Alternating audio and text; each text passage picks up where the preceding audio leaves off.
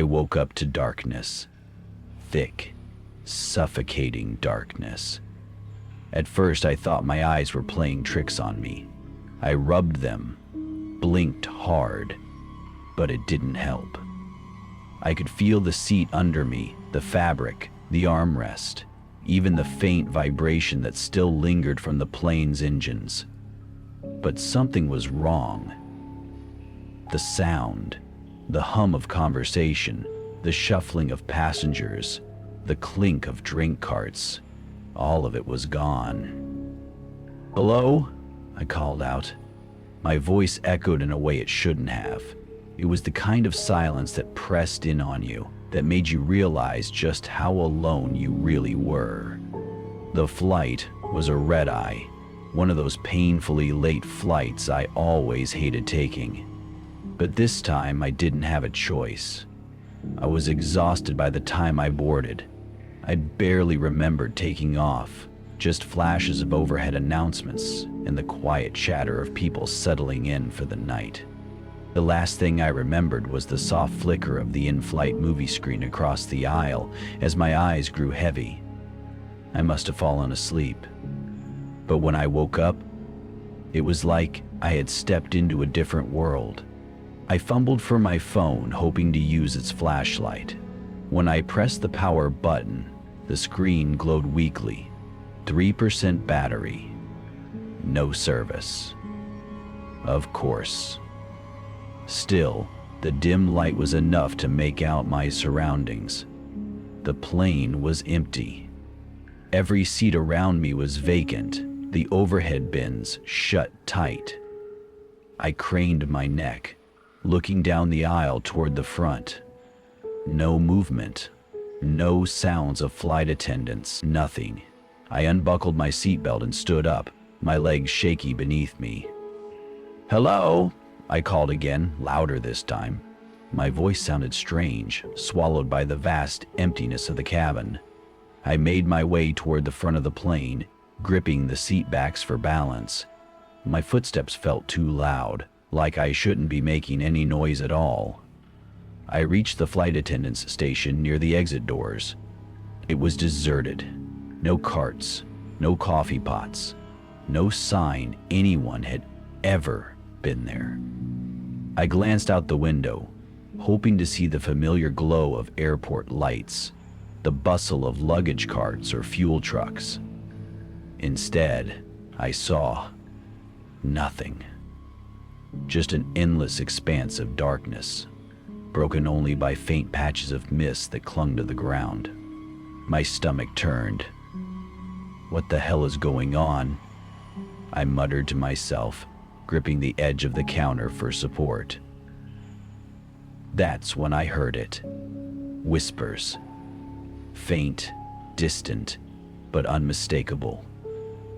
They came from somewhere behind me, growing louder as if carried on an invisible wind.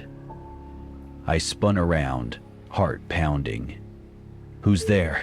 I shouted, my voice shaking. The whispers stopped. I forced myself to move, heading toward the back of the plane, where the whispers had come from. My phone's weak light flickered as I walked, casting eerie shadows along the cabin walls. About halfway down, I noticed something strange. One of the overhead bins was open, just a crack.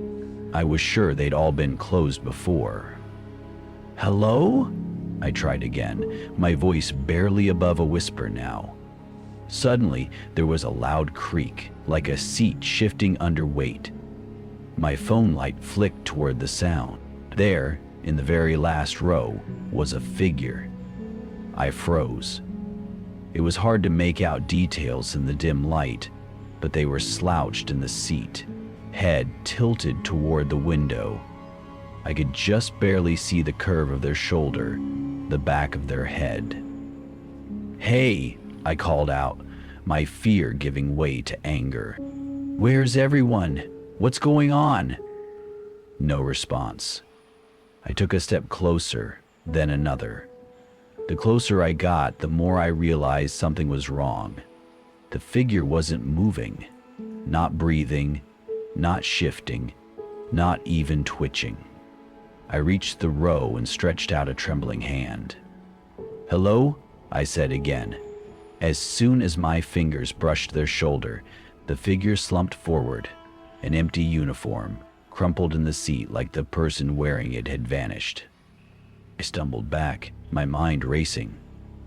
My phone slipped from my hand, and I heard it clatter to the floor, the light going out completely. The whispers came back, louder now, all around me. I felt the air grow colder, pressing against my skin. And then, through the darkness, the overhead lights flickered on, just for a second. That's when I saw them. Rows and rows of faces staring at me from the seats, their eyes wide and unblinking, their mouths moving in perfect, soundless unison. There were two. The lights went out again, plunging me into darkness. I don't remember much after that. The next thing I knew, I was waking up in a hospital bed. They told me I'd been found unconscious on a grounded plane hours after it had landed. And sometimes, when I close my eyes at night, I swear I can still hear those whispers.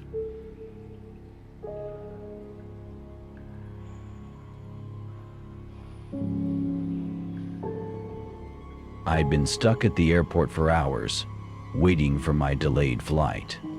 The terminal was practically empty, the kind of quiet that feels unnatural, like the building itself was holding its breath. A few stragglers scattered around, someone asleep on a row of seats, a couple whispering to each other, a janitor mopping the floor in the distance. But for the most part, I was alone. The gate attendant had announced another delay, and I had wandered off to stretch my legs, restless and annoyed. The hallways were eerily empty, the shops closed, their metal shutters pulled down tight. However, the usual hum of airport activity was subdued, replaced by the occasional crackle of the intercom or the distant whir of cleaning machines. That's when I saw it for the first time. I was walking past one of the large glass windows that overlooked the tarmac. The lights outside barely pierced the fog that had rolled in, making the planes look like ghostly silhouettes. Then, in the reflection of the glass, I saw it. A shadow. It was faint, just a dark blur, but it was there, moving. And it wasn't mine. I spun around, my heart skipping a beat. The hallway behind me was empty, just rows of seats and the occasional flickering light. I told myself it was nothing. Maybe a trick of the lights, or my overtired brain playing games with me. I kept walking, trying to shake the unease that had settled in my chest. But then I saw it again. This time, it was closer. I picked up my pace, my footsteps echoing in the deserted hallway. Every time I glanced over my shoulder, I saw nothing, but I couldn't shake the feeling that I was being followed. I turned a corner, heading toward a more populated area of the terminal. Or so I thought. When I got there, the rows of seats were empty. The janitor I had seen earlier was gone. Even the couple I'd passed seemed to have disappeared. The whispers started soon after. At first, I thought they were coming from the intercom, those garbled announcements you can never quite make out.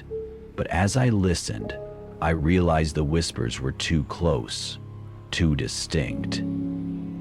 I froze, my skin crawling.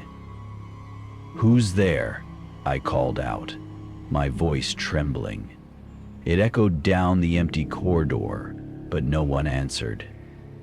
I turned to leave, but that's when I saw it. A figure stepped out from behind one of the support columns.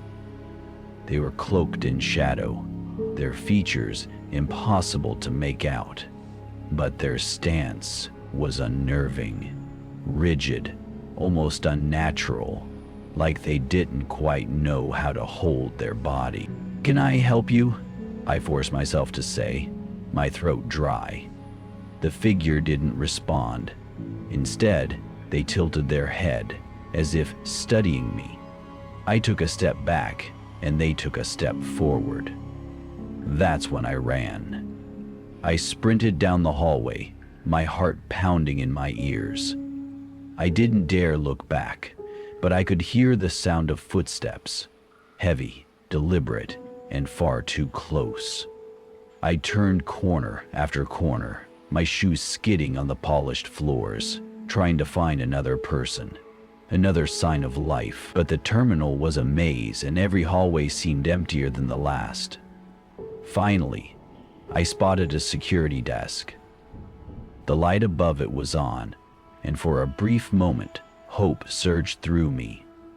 But when I got there, the desk was abandoned, the chair was overturned, and the monitor was frozen on static. The whispers came back, louder this time, surrounding me. I pressed myself against the wall, my chest heaving, trying to catch my breath. That's when the lights started flickering. In the stuttering glow, I saw them. The figure was standing at the end of the hallway, perfectly still, their shadow stretching impossibly long toward me. And then, in one flicker of light, they were gone. But the shadow remained. It stretched closer and closer until it was right in front of me. I couldn't move, couldn't scream. All I could do was watch as the darkness engulfed me. I woke up hours later, sprawled on the cold floor of the terminal. The sun was rising, and the airport was alive with activity again. No one seemed to notice me as I stumbled to my feet, shaking. I tried to tell a security guard what had happened, but they looked at me like I was crazy. When I finally boarded my flight, I couldn't help but glance out the window as the plane taxied down the runway.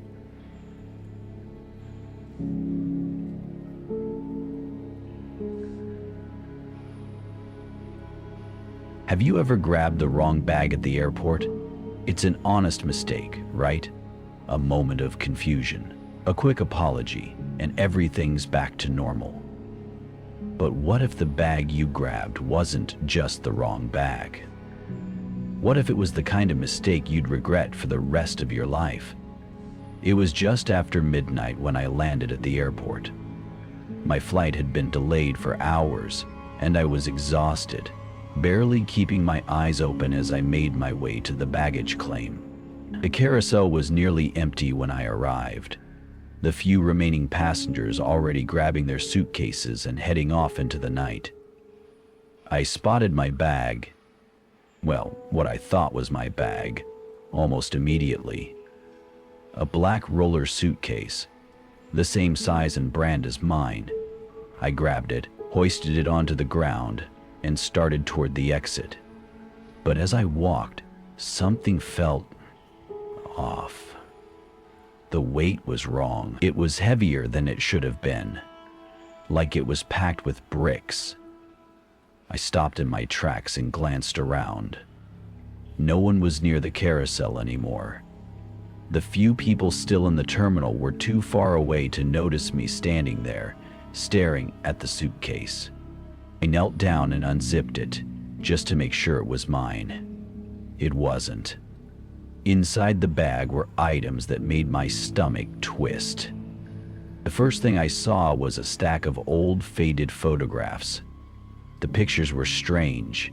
People sitting at dinner tables, walking down streets, standing in front of houses. Ordinary scenes, except for one thing.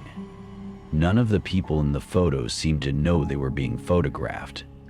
I shoveled through the stack, my hands trembling. Some of the faces looked afraid, others confused, like they'd just noticed the person taking the picture. Underneath the photos was a black hoodie, neatly folded, and a pair of gloves, and beneath that, a hunting knife. Its blade was polished to a shine, its handle wrapped in leather. My pulse was racing. This wasn't just a mix-up. This was someone's bag. A bag they didn't want anyone else to see. I zipped the bag shut, my hands shaking. I thought about leaving it there, just walking away and pretending I'd never touched it. But something stopped me. Maybe it was curiosity, or maybe it was fear. I wanted to know who owned this bag. I decided to bring it to the lost and found counter. It was the safest thing to do, right?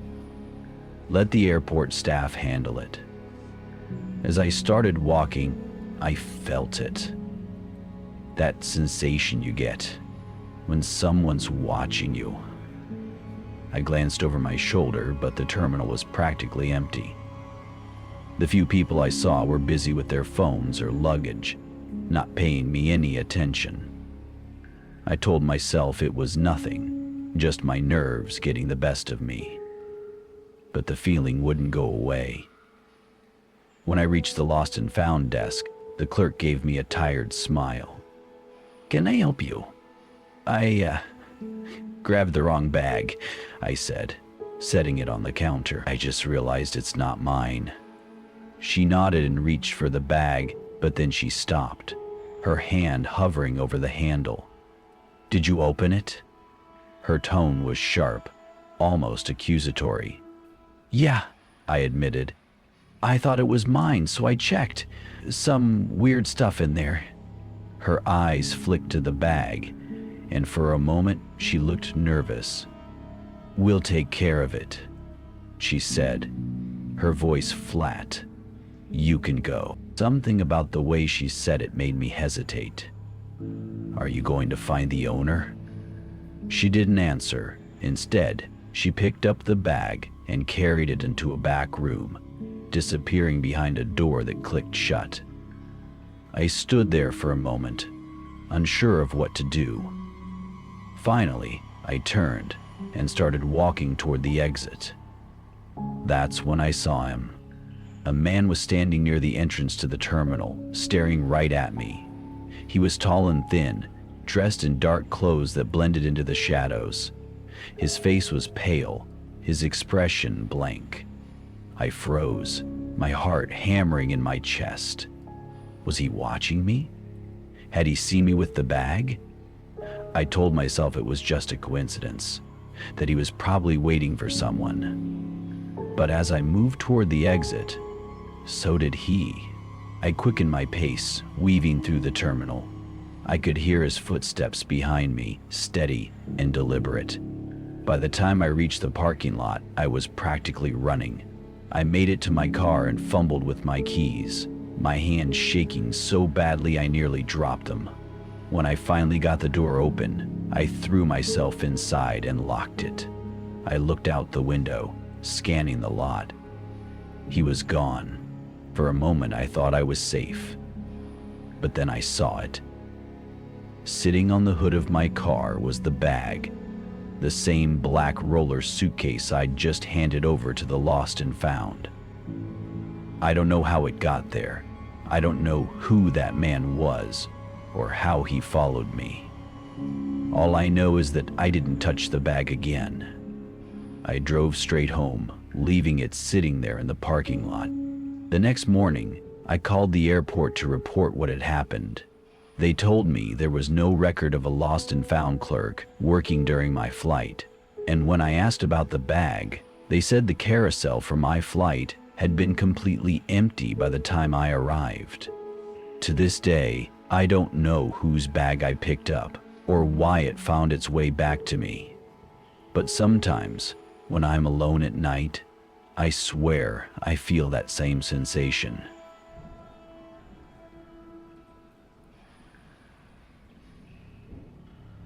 That's it for today's tale from Shivering Vault. If you have a story worth sharing, drop it in the comments or send it our way. Don't forget to subscribe and share with your fellow thrill seekers. As always, the Shivering Vault thanks you for unlocking today's tale. Until next time, the vault awaits your return.